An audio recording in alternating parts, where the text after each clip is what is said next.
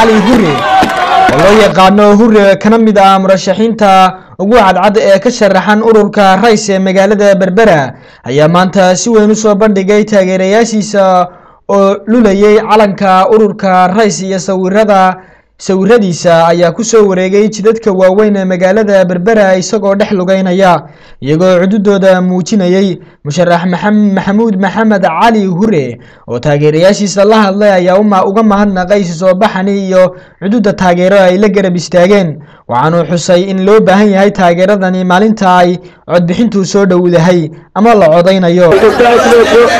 ku salaamayaa salaanta islaamka assalaamu calaykum waraxmatullaahi wabarakaatuh waxaan kaloo salaamayaa aad iyo aad aan u salaamayaa dhammaan haddii baa naga kooraya taageerayaashayda sida u soo baxeen iyo maanta bacadkaa u wareegeen maanta taageerayaasha ururka rays gaar ahaanna waxaan salaamayaa kuwa aniga i taageersan aad iyo aad baan u salaamaya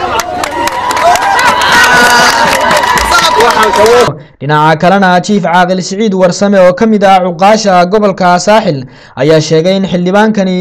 ay la garab taagan yihiin taageero hiil iyo hoobale isagoo u mahadnaqay guud ahaanba taageerayaasha xildhibaanka ee ka soo qayb galay soo baxani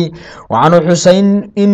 ay dadku muujiyaan adayg ilaa laga gaadhayo maalinta doorashada lagana codeynayo waxaanu hiil iyo hoobale la barbar taaganahay musharaxa maxamuud maxamed cali musharax hure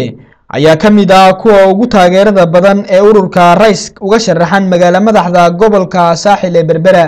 Cabdikariim Siciid Saalax Home Cable TV Berbera